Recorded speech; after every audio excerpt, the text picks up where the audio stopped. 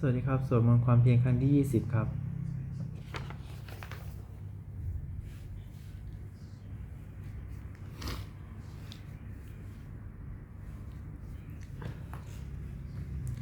บัดนี้วันที่20พฤษภาคมเป็นวันที่20ของการสวดมนต์ข้าพเจ้าชื่อนายพุทธกันหาขอถวายเสียงสวดสาธยายพระสูตรพระปริตรและมนต์ต่างๆถวายเป็นพุทธบูชาธรรมบูชาสังฆบูชาและอาจาริยบูชาแด่ครูบาอาจารย์ทั้งหลายขอจิตของข้าพเจ้าจงตั้งมั่นมีสติระลึกได้มีสมาธิจดจ่อในพยัญชนะอักขระในบทสวดต่อเนื่องด้วยเถิด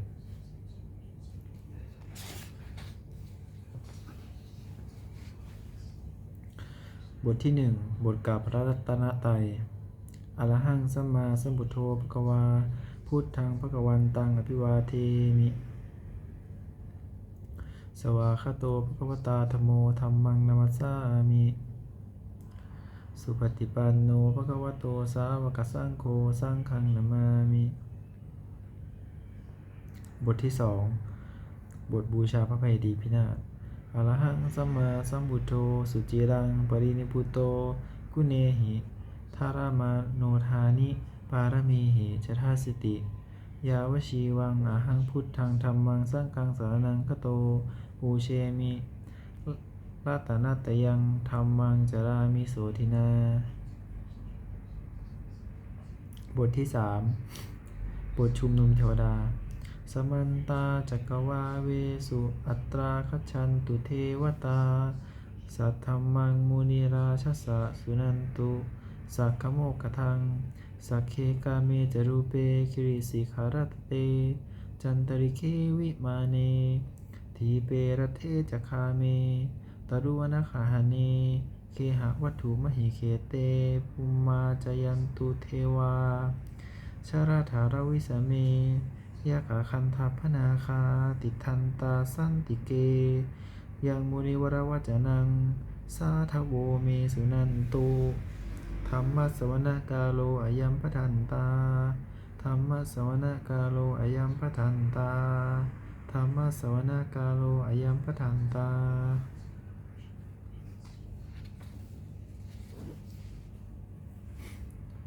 บทที่4บทสวดปุพพพาคณมการนะโมตัสสะภะคะวะโตอะระหะโตสัมมาสัมพุทธัสสะนะโมตัสสะภะคะวะโตอะระหะโตสัมมาสัมพุทธัสสะนะโมตัสสะภะคะวะโตอะระหะโตสัมมาสัมพุทธัสสะบทที่5บทสวดไตรสรณคมนปาฐะพุทธังสรณังคัจฉามิธัมมังสรณังคัจฉามิสังฆังสรณังคัจฉามิทุติยัมปิพุทธังสรณังคัจฉามิทุติยัมปิธัมมังสรณังคัจฉามิทุติยัมปิสังฆังสรณังคัจฉามิตติยัมปิพุทธังสรณังคัจฉามิตติยัมปิธัมมังสรณังคัจฉามิตติยัมปิสังฆังสรณังคัจฉามิ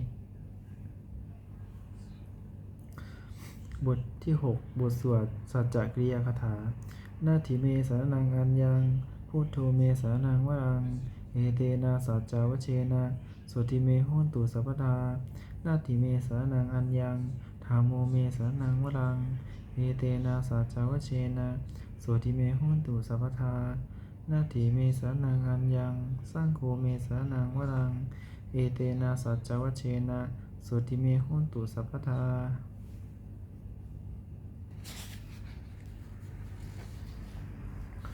บทที่7บทสวดติรัตนะปมาณคาถาพุทธังนะเมรัตนะภูตสัสสาริจิตังธัมมังนะเมรัตนะภูตวิสุทธิสารังสังฆังนะเมรัตนะภูตสุสีรทิติเอตังนะเมติรัตนังรัตนัตยวหังสัมมาสัมโมสาริตะวัตถุเสวะภูตังอัญโยยายุตตะคุณโยขวะสัพพะวัตตังอาสุมิตายามิปิจเทวะยะถาติทันเทเอกังวินาตทิตะเลสมะสัมภเวนะโลเกจิกะทาจิจะจิเรนจะปาตุภูตังคัมภีรยาวิเศยังอติทุสัทถังวินยูหิปันทิชนะเนหิวินชรูปังโลกัมหิเกหิจิก กะกันจุปะรับพนียังเกสันจิสุทุถูวิธิตังคุณกายตายะนาเมหิวเยวะชนะตายะสุตัมปิสมุปัสสตังนามาสิสุทธปัสสาทธานังปุญญติกานะมะสมุตตมะปุญญภูมังทุกขปมุจจนะมุขะสารนังคตานังปูชาระเหสุปรมังอภิปูชเนยังนิพพานาสัจฉิกิริยายุปนิสยทังสัมมากิเลสมะโสธนาสิทธิยาจาสาธุหิอัฏฐากุสะเรสะปัสเสวนียังปาเนหิจาปิสานังคามานียเมวะตัสมาหิตังติรัตนังสรนังคตัมหะ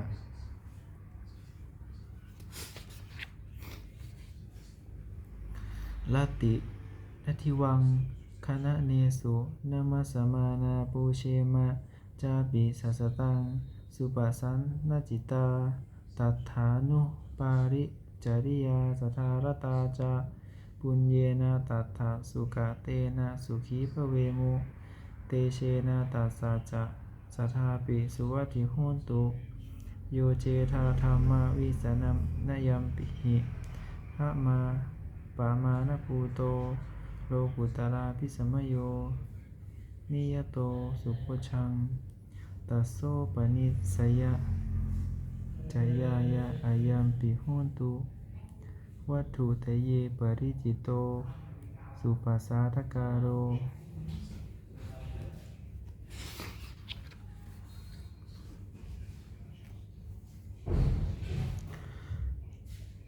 บทที่ 8 นามการสิทธิคาถาโยจักขุมาโมมหาลาปะกัตโธจามังวพุทโธสุขโตวิมุตโตมาราสาปาสาวินิโมจยันโตปาเปสีเขมังชนะตังวิเนยังพุทธังวรันตังศิรสานมามิโลกัสสานาทันจะวินายกันจะตันเตสสาเตชยสิทธิโหนตุสัพพันตรายาจาวินาสเมนตุธัมโมชโยโยชโชโยวิยาตัสสะวัตถุทัสเสสิโลกัสสะนิสุติมาคังนิญญานิโกธรรมะทะรัสสะสาลีสาตาวโหสันติกโดสุจินโนธัมมังวรันตังศิรสานมามิโมหะปราทังอุปาสันทธาหังตันเตสสาเตชยสิทธิโหนตุสัพพันตรายาจาวินาสเมนตุสัทธรรมเสนาสุขตานุโคโยโลกัสสะปะปูปะกิเลสเชตาสันโตสยังสันตินิโยชโกจา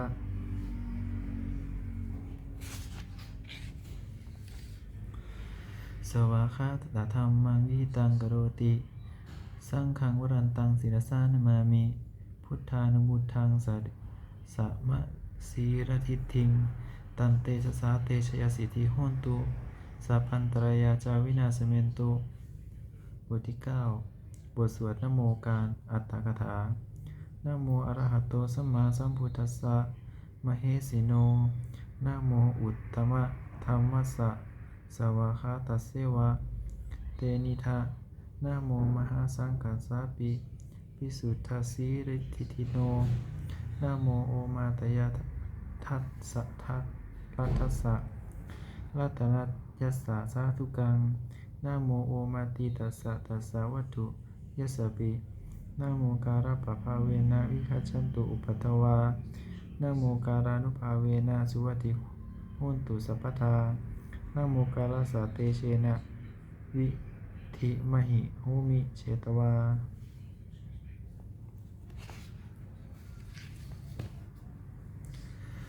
บทที่ 10 บทสวดมหาสมัยสูตรเอวัมเมสุตังเอกังสามยังภควาสเกสุวิหารติกปิรวัตถุสมิงมหาวเนมหาตาภิกขุสังเฆนะสัตติงปัญจมัตเตหิภิกขุสเตหิสเพเหวะอรหันเตหิสัตหิ โลกธาตุหิเทวตาเยปุเยนะสันนิปติตาโหนติภวันตังทัสสนายะภิกขุสังฆัญจะอัตโคจตุนังพุทธาวาสกายิกานังเทวานังเอตโทเอตทาโหสิอนยังโกภควาสเกสุวิหารติกปิรวัตถุสมิงมหาวเนมหาตาภิกขุสังเคนะสัตติงปัญจวัตเตหิภิกขุสเตหิสพเพเหวะอรหันเตหิสัตหิจโลกธาตุหิเทวตาเยปุเยนะสันนิปติตาโหนติภควันตังทัสสนายภิกขุสังฆัญจะยันนูนะมยัมปิเยนะภควาเตนุปสังกัมเมยามะอุปสังกมิตวาภควโตสันติเกปัจเจกคาถาภาเสยามาติอัตโกตาเทวตาเสยถาปินามาภรวาหุริโสสัมมิชิตังวาพาหังปัสสาเลยาปัสสาลิตังวาพาหังสมิเชยะเอวเมวาสุทธาวาเสสุเทเวสุอัตตะละหิตาภควโตปุระโตปาตุระหังสุอัตโคตาเทวตาภควันตังอภิวาเทตวาเอกมันตังอัทังสุเอกมันตังดิตาโกเอกาเทวตาภควโตสันติเกอิมังคาทังอภาสิมหาสมโยวปะนิสมิงเทวกายาสมาคตาอาคตัมหาอิมังธรรมะสมยังทักขิตาเยวะอปาราชิตังสังคันติอัตถคูอปาราเทวตาภควโตสันติเกอิมังคาตังอภาสิตันตภิกขโวสมาทังสุจิตตังอัตโนทะอุชุกรรมกังสุสารถิวะเนตานิคะเหตวาอินทริยานิละคันติปันทิตติอัตโคอปาราเทวตาภควโตสันติเกอิมังคาทังอภาสิเชตวาขีรังเชตวาปริคังอินทขีรังโอหาจมะเชตาเตจารันติสุทาวิมาราจากขุมตาสุทันตาสุโสนาคาติอัตโคอปาราเทวตาภควโตสันติเกอิมังคาทังอภาสิเยเกจิพุทธังสรณังคตาเสนะเตคมิสันติอปายภูมิงปหายะมนุสังเทหังเทวกายานังกายายังปะริปูเลสันติติอัตถโคภควาภิกขุสังอัตถโคอปาราเทวตาภควโตสันติเกอิมังคาทังอภาสิเยเกจิพุทธังสรณังคตาเสนะเตคมิสันติอปายภูมิงปหายะมนุสังเทหังเทวกายาปุเลสันติติอัตถโคภควาภิกขุอามันเตสิเยปุเยนะภิกขเวทัสสะสุโลกธาตุสุเทวตาสันนิปติตาโหนติตถาคตังทัสสนายาภิกขุสังฆัญจะเยปิเตภิกขเวอเหสุงอติตมันทานัง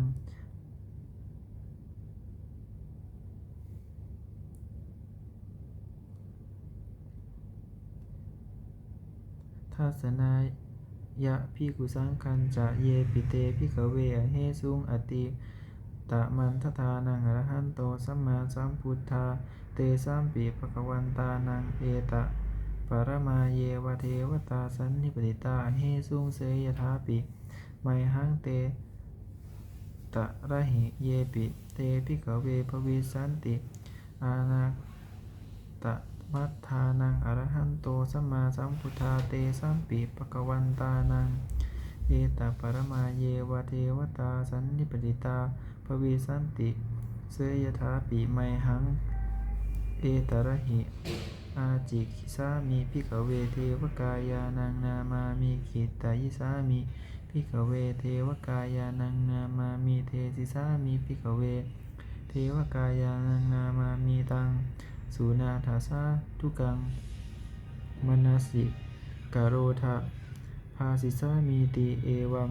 ภ พันเตติโคเตภิกขุภควโตปัจจัสโสสุงภควาเอตทะโวจะ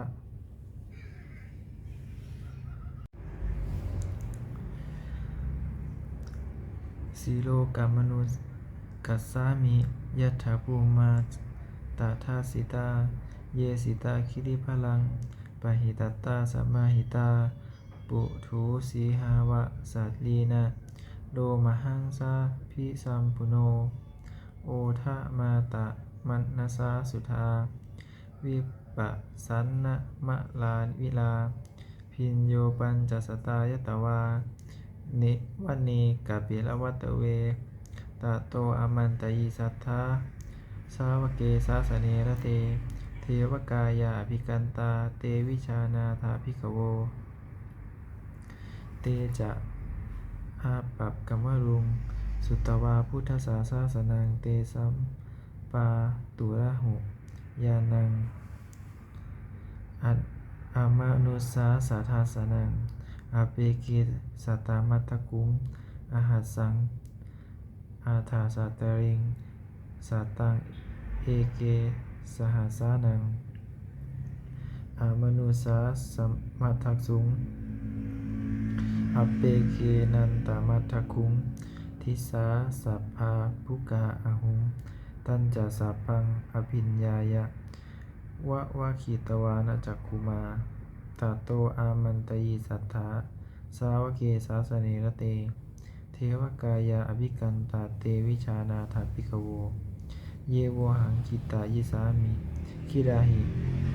อนุปุพพโสสัตตาสหัสสาวยคาภูมากัปปิรวัตเวอิทมันโตชติมันโตวันวันโตยสัสสิโนโมทมานาอภิกามุงภิกขุนังสมิติงวนังชหัสสะชสหัสสาเหมะวิวตายคานานัตตวนิโนอิทิมันโตชิติมันโตวันวันโตยสัสสิโนโมทมานาภิกามุภิกขุนังสมิติงวนังสาตาคิราติสหัสสายคานานัตตวนิโนอิทิมันโตชิติมันโตวันวันโตยสัสสิโนโมทมานาภิกามุภิกขุนังสมิติงวนังอิเจเตโสรัสสหัสสายคานานัตตวนิโนอิทิมันโตชิติมันโตวันวันโตยสัสสิโนโมทมานาภิกามุภิกขุนังสมิติงวนังเวสามิตาปัญจสตายคานานัตตวนิโนอิทิมันโตชิติมันโตวันวันโตยสัสสิโนโมทมานาภิกามุภิกขุนังสมิติงวนังคุมพิโรราชกหิโกเวลุนวัสสะมิเวสนังพินโยนังสัตตสหัสนังสังยคานังปุยิลุปาสติคุมพิโรราชกหิโก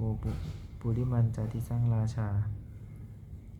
ท่าตาลโถปะสาสติคันธพานังอธิปติมหาราชายสัสสิโส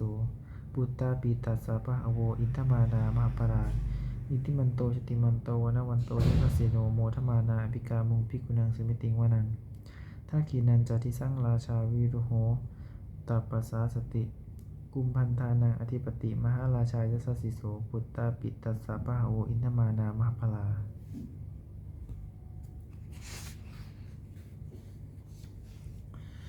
อิทิมันโตชติมันโตวันวันโตยสัสสิโนโมทมานาภิกามุงภิกขุนังสมิติงวนังปัญชิมันจะทิสังราชาวิรุปโกปสาสตินาคานังอธิปติมหาราชายสัสสิโสปุตตาปิตัสสะภาโวอินทมานามหาปราอิทิมันโตชติมันโตวันวันโตยสัสสิโนโมทมานาภิกามุงภิกขุนังสมิติงวนังอุตรัญจาทิสังราชาภูเวโรตัปปสาสติยคานังอธิปติมหาราชายสัสสิโสปุตตาปิตัสสะภะคะโวอินทมานามหาปรา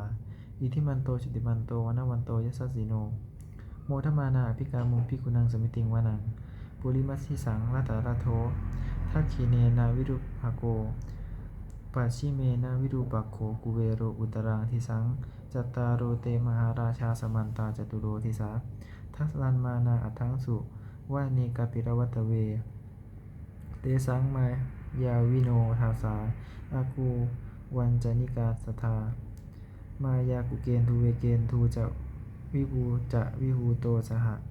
จันทโนกามเสโทจะกินนุคันทุนิคันทุจะปะมาโทโอปะมัญโยจะ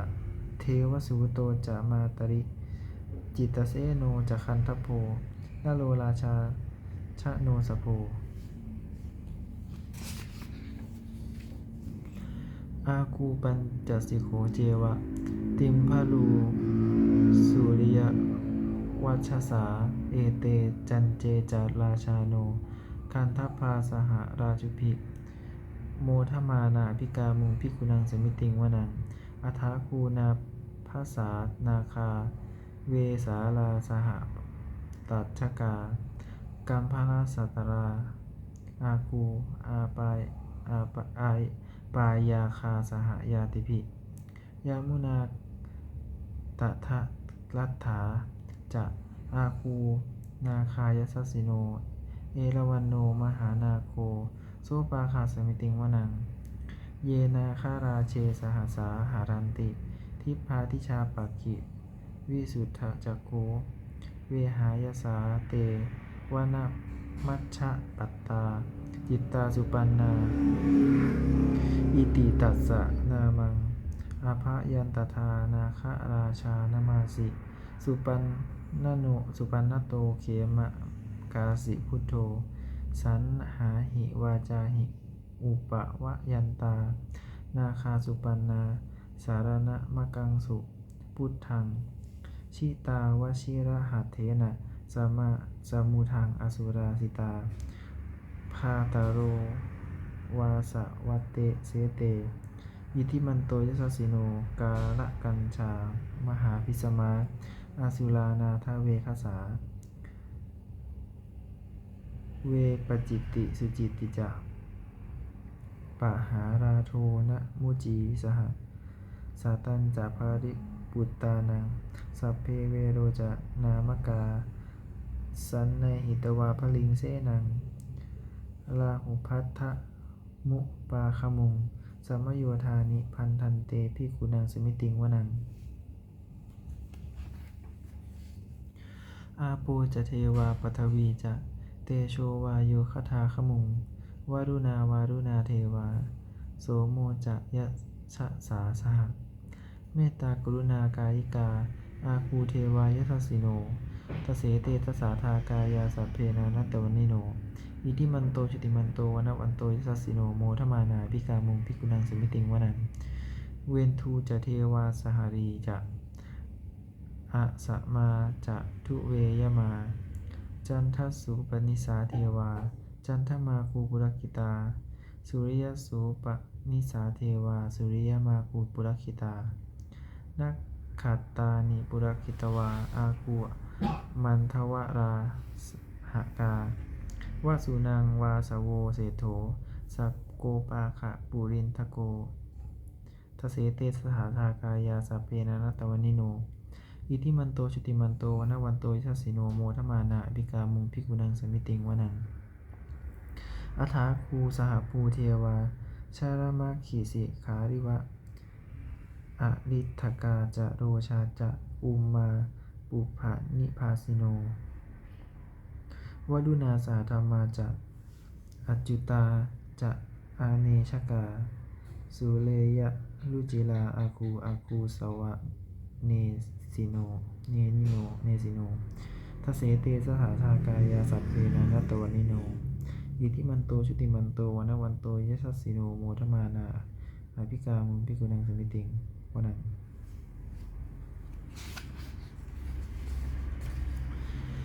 สมานามหาสมานามานุสามานุสุตมาทิคิทธาปะทูสิกาอาคูมโนปทูสิกาอาถาคูหะระโยเทวาเยจะโลหิตตวาสิโนปารคามหาปารคาอาคูเทวายสัสสิโนทเสเตทสาทากายาสัพเพนานัตตวนิโนอิทิมันโตจุติมันโตวนะวันโตยัสสสิโนโมทมานาภิกามุงภิกขุนังสมิติงวนังสุกามหาอรุณาอาคูเวคณสาสหะโอทาตะไคหาปะโมกขาอาคูเทวาวิจักขณาสัทธามตตาห หาราคชามิสกาจะยาสาสิโนท่านายังอาคาปะชุนโนโยติสาอภิวัสติทัสเสเทสสาธากายาสัพเพนานาตวันนิโนอิทธิมันโตชุติมันโตนวันโตยสัสสิโนโมทมานาอภิกามุภิกขุนังสมิติงวนังเขมิยาดุสิตายามากัตกาจะยาสัสสิโนสัมพิตการามเสถาโชติมานาจะอาสวานิมารติโนอากูอาถากูปรินิมิตตาทัสเสเทสถาธากายาสัพเพนานาตวนิโนอิทธิมันโตจิติมันโตวันโตยสัสสิโนโมทมานาอภิกามุงภิกขุนังเสวิติงวนัง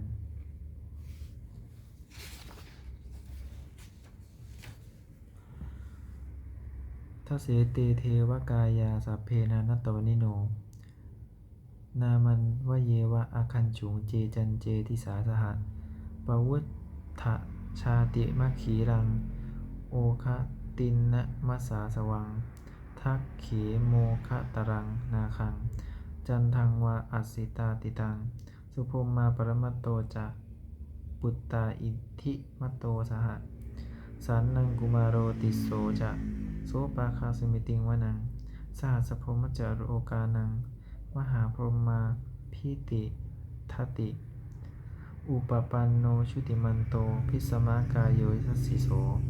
ทัสเสเตทัสอิสลาอากูปัจเจกวะสวัตติโนเตสัญจามัชโตอาคาหาริโตปริวาริโตเตจะสัพเพอภิกันเตสินเทเทเวจะปุมมะเกมาลเสนาภิกามิปัสสะกันหัสสะมันทิยังเอถะกันหะถะพันทะถะลาเคนะพันทะวัตถุโวสมันตาปริวาเลถะมาโวมุจินถะโกจินังอีทีตัตถามหาเสโนกันหาเสนังอะเปสยิปานินาตาระมาหัจจะสารังกัตตวานเพระวังยะถาปาวุสโกเมโคทานะยันโตสวิจุโกตัทธาโส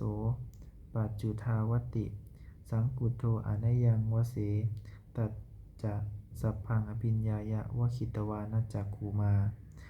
ตะโตอมันตยีสัทธาสาวเกสาสเนระเตมารเสนาภิกันตาเตวิชานาถาภิกขโว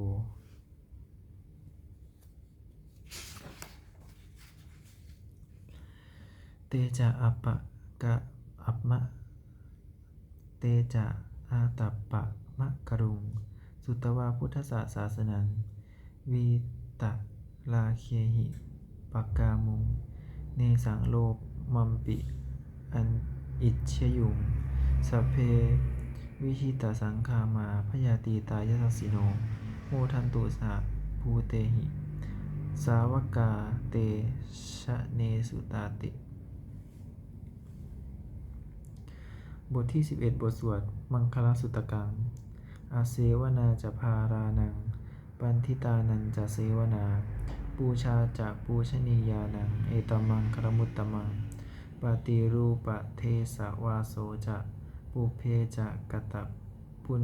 ญาตาอัตถสัมมาปณิธิจะเอตมังครมุตตมังพาหูสัจจันจะสิปัญจะวินโยจะสุสิกิโตสุภาสิตาจะยาวาจาเอตัมมังครมุตตมังมาตาปิตุอุปัฏฐานังปุตตะทารัสสะสังคโหอานากุราจกัมมันตาเอตัมมังครมุตตมังทานันจะธรรมจริยาจะยาตะกานันจะสังคโหอานะวัชชานิกัมมานิเอตัมมังครมุตตมังอารติวิรติปปามัชฌปานาจะสัญญโมอัปปมาโทจะธัมเมสุเอตัมมังครมุตตมังคารโวจะนิวาโตจะสันตุติจะกตัญญูตากาเรนะธัมมสวนังเอตัมมังครมุตตมัง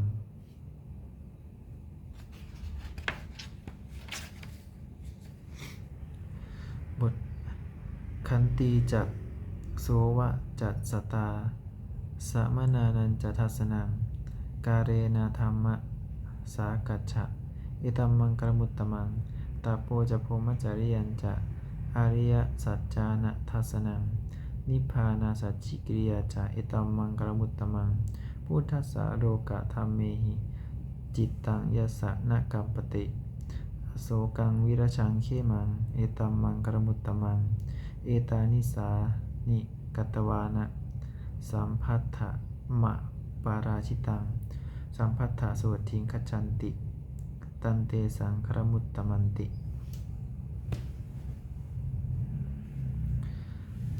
บทสวดที่12บทสวดรัตนปริตยังกิจจีวิตังอิทัปวาหูดังวาสักเคสุวายังรัตนังบนิตังอโนสมังอัตติตถาคะเตนะอิทัมปิพุทเทรัตนังบนิตังเอเตนะสัจเจนะสุวัติโหนตุขะยังวิราคังอะมะตังปณิตังยะทัชชะคาสักกยมุนีสหสมาหิโตนะเตนะธัมเมนะสมันธิกินจิอิทัมปิธัมเมรัตนังมุนิตังเอเตนะสัจเจนะสุวัติโหนตุ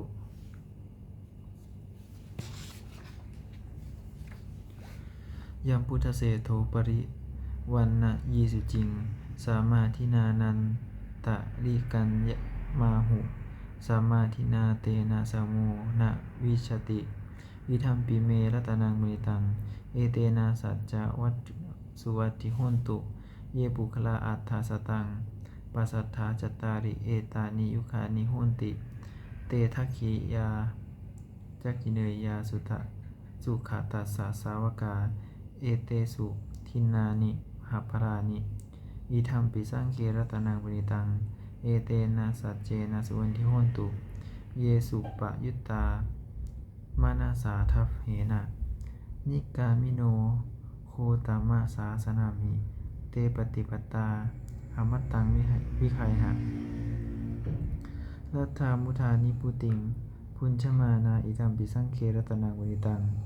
เอเตนะสัจเจนะสุวัติโหนตุขีรังบุรนังนวังนัตถิสัมภวังวิรัตตจิตตะยะติเกภวิสมิงเตคีนพีชาอวิรุตหิฉันธานิพันติทีรายถายัมปทีโปอิทัมปิสังเครัตนังมุนิตังเอเตนะสัจเจนะสุวัติโหนตุ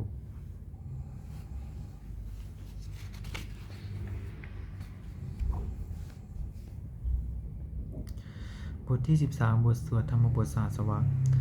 อัตตาหะเวชิตังเสยโยยาจายังอิตราปชาอัตตาตันตัสสะโปสัสสะนิจจังสัญญาตาริจะจาริโนเนวะเทโวนะคันทโพนะมาโรสหพมุนาชิตังอปชิตังกะอิราตถารูปัสสะชันตุโนบทสวดที่14บทสวดเคียตปุตตสูตรภาสิตะมิทังเตนะภควตาชานตาปัสสตาอรหัตตาสัมมาสัมพุทเทนะเอถตุมเหมาอนุสะเวนะมาปะรามะปารายะมาอิติกิลายะมาปิตะกะสัมปทาเนนะมาตักกะเหตุมาลายะคะเหนะมาอาการะปะลิวิตักเกนะมาทิฏฐินิชชานคันติยามาภัพพรูปตายมาสามโนโนคารุยะถาตุเมเหนัตตะนาวะชาเนยาถาอิเมธัมมาอกุศลาอิเมธัมมาสาวชาอิเมธัมมาวินโยคารหิตาอิเมธัมมาสมัตตาสมาธินาอหิตายะทุขายะสังวตันติอะถะตุมเมเหปะชะเหยาถะยะถาตุมเหอัตตนาวะชาเนยาถะอิเมธัมมากุศลาอิเมธัมมาอนวชาอิเมธัมมาวินยูปัสสัทธาอิเมธัมมาสมัตตาสมาธินาหิตายะสุขายะสังวัตตันติอะถะตุมเมเหอุป สัมปัชชะวิหะเลยธาติ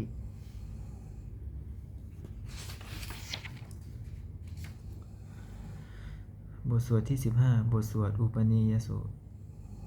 อุปนิยติชีวิตมัปปมายุงชะรูปนิตัสสะนาสันติตานาเอตังพยังมรเนเปกมโนปุญญานิกรายิ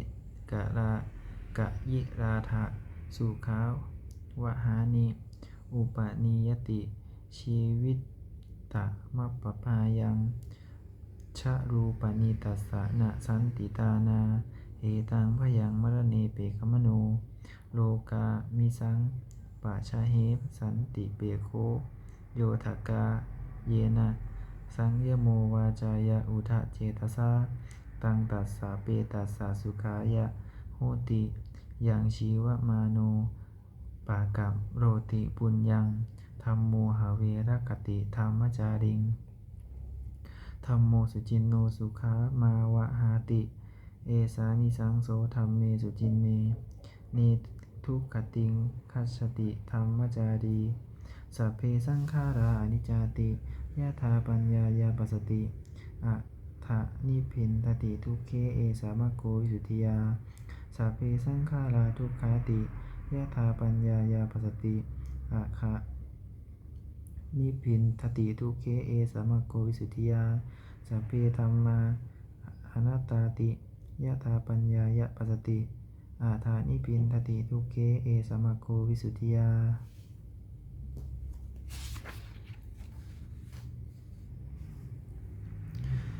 บทที่16บทสวดอปันนกชาดกอปันนกถานเมเกทุติยังอาหุตักขิกาเอตทัสสนายเมธาวีตังคันเฮยะอปันนกังพหุงเวสรนังยันติปัพพตานิวนานิจะ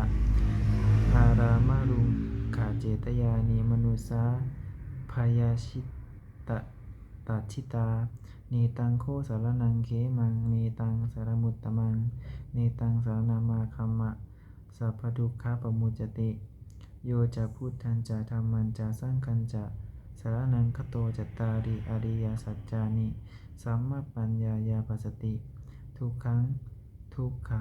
สะมุปปาทังทุกขัสสะจะอติกะมัตกะมังอริจะอัตถังกิกังทุกขูปสะมัคคามินังเอตังโคสารนังเขมังเอตังสารนามุตตมังเอตังสารมาคัมมะสัพพทุกขาปมุจจติ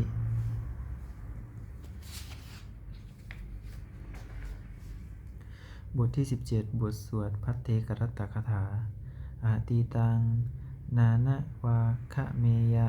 นาปฏิกังเคอนาคตังบุคคลไม่ควรคำนึงถึงสิ่งที่ล่วงแล้วไม่ควรมุ่งหวังสิ่งที่ยังมาไม่ถึงยะธาตีตัมปะหีนันตังอัปปตัญจะอนาคตังสิ่งใดล่วงไปแล้วสิ่งนั้นก็เป็นอันละไปแล้วและสิ่งที่ยังมาไม่ถึงก็ยังเป็นอันยังไม่ถึงปัจจุบันนันจะโยธัมมังตัตถาวิปัสสติอาสังเหรังอาสังกุปังตังวิธามะนุรูปหะเยก็บุคคลใดเห็นแจ้งธรรมปัจจุบันไม่งอนเงียนไม่คลอนแคลนในธรรมนั้นๆได้บุคคลนั้นพึงเจริญธรรมเนื่องๆให้ปลูกปลูกเถิดอาเชวะกิจจามาตาปังโกชัตยามรณังสุเอพึงทำความเพียรเสียในวันนี้แหละใครเล่าจะรู้ความตายในวันพรุ่งนาหิโนสังครันเตนะมหาเสเนนะมัจจุนาเพราะว่าความผัดเพี้ยนกับมัจจุราชผู้มีเสนาใหญ่นั้นย่อมไม่มีแก่เราทั้งหลายเอวังวิหาริมาตาปิงอาโหรัตตมะตันทิตังเวพัทเทกรัตโตติสันโตอาจิกเตมุนีเตพระมุนีผู้สงบย่อมเรียกบุคคลผู้มีปกติอยู่อย่างนี้มีความเพียรไม่เกียจคร้านทั้งกลางวันกลางคืนนั่นแลว่าผู้มีราตรีหนึ่งเจริญด้วยประการชนี้แล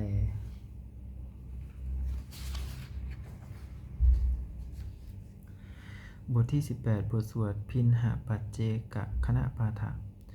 ชาราธัมโมมหิชารังอนัตติโตเรามีความแก่เป็นธรรมดาจะล่วงพ้นความแก่ไปไม่ได้พยาธัมโมมหิพยาทิงอนัตติโตเรามีความเจ็บไข้เป็นธรรมดาจะล่วงพ้นความเจ็บไข้ไปไม่ได้มรณะธัมโมมหิมรณังอนัตติโตเรามีความตายเป็นธรรมดาจะล่วงพ้นความตายไปไม่ได้สัพเพหิเมปิเยหินามนาเปหินานาภาโววินาภาโวเราจะละเว้นเป็นต่างๆคือว่าเราต้องพัดพลาดจากของรักของเจริญใจทั้งหลายทั้งปวงกรรมสาโกมหิกรรมทายาโทกรรมโยนิกรรมพันธุกรรมปฏิสารโนเรามีกรรมเป็นของตนมีกรรมเป็นผู้ให้ผลมีกรรมเป็นแดนเกิดมีกรรมเป็นผู้ติดตามมีกรรมเป็นที่พึ่งอาศัยยังกัมมังกริสามิกัลยาณังวาปาปะกังวาตัสสะทายาโทภวิสามิเราทำกรรมอันใดไว้เป็นบุญหรือเป็นบาปเราจะเป็นทายาทคือว่าเราต้องได้รับผลของกรรมนั้นสืบไปเอวังอัมเหหิอภินหังปัจจะเวกติหิตาพังเราทั้งหลายควรพิจารณาอย่างนี้ทุกๆวันเทิน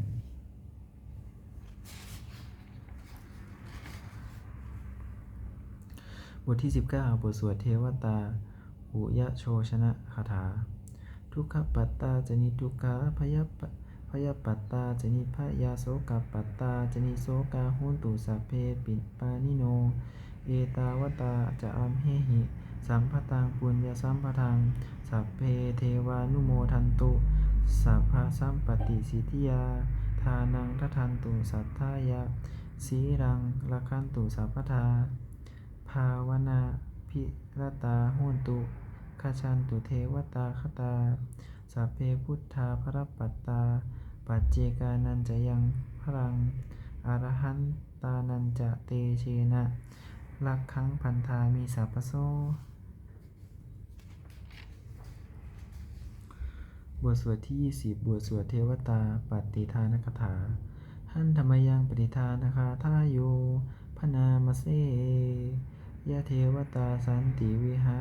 รวาสินีทูเปคะเรโพธิคะเรตหิงตหิงตาธรรมเทเนนะภวันตุปูชิตาสุทิงกโดนเตนทะวิหามันทะเรเทลาปัญจชะปัตมัชชานวกาจะพิกโวสรามิกาทานปฏิอุปาสกาคามาจะเทสานิขมาจะอิสราสัปปานาภูตาปุสุขิตาภวันตุเตชาราผู้ชาเยปิจะอันทสัมภวาสังเสปะชาตาอาถาโอปปาติกานิยานิกังธรรมวรังปฏิทาจเตสัพเพปิทุขัสสะกโรนตุสังขยังทาตูจิรังสตังธัมโมธัมมัทธาทาลาจัปุคลาสังโฆโหตุสามะโควะอัฏฐายาจาหิตายาจาอัมเหลักขตุสัทธัมโมสัพเพปิธัมมะจาริโนวุติงสัมปาปุเนยามะธัมเมอริยปาเททิตย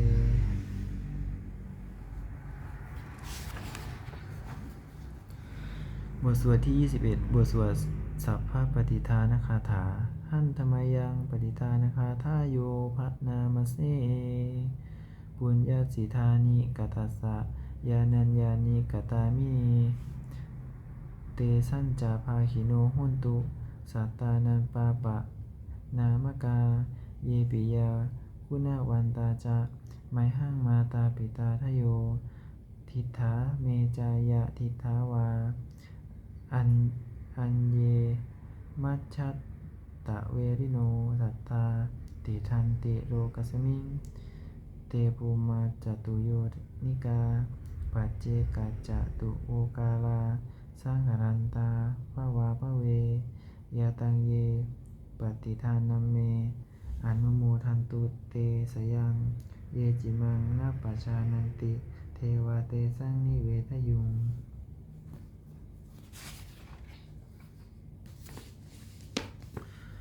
มะยาทินานะปุญญานังอนุโมทานะเหตุนาส สัพเพสัตตาสัทธาหุนตุอเวลาสุขะชีวิโนเขมะปะทันจะปะปนตุเตสะสาชิชะตังสุภา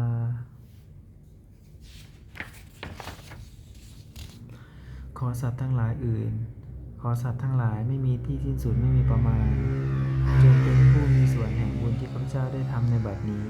และแห่งบุญทั้งหลายอื่นที่ข้าพเจ้าได้ทำแล้วคือชนเหล่าใดเป็นผู้รักเป็นที่รักผู้มีคุณมีมารดาบิดาของข้าพเจ้าเป็นต้นที่ข้าพเจ้าได้เห็นหรือแม้ไม่ได้เห็นและสัตว์ทั้งหลายอื่นที่เป็นกลางและมีเวรกันตั้งอยู่ในโลกเกิดในภูมิสามกำเนิดในกำเนิดสี่มีขันธ์ห้าและขันธ์หนึ่งและขันธ์สี่ท่องเที่ยวอยู่ในภพน้อยและภพใหญ่สัตว์เหล่าใดทราบการให้ส่วนบุญของพระเจ้าแล้วขอสัตว์เหล่านั้นจงอนุโมทนาทานเองเถิดก็สัตว์เหล่าใดย่อมไม่ทราบการให้ส่วนบุญของข้าพเจ้านี้ขอเทพทั้งหลายจงแจ้งแก่สัตว์เหล่านั้นเพราะเหตุคืออนุโมทนาบุญทั้งหลายที่ข้าพเจ้าให้แล้ว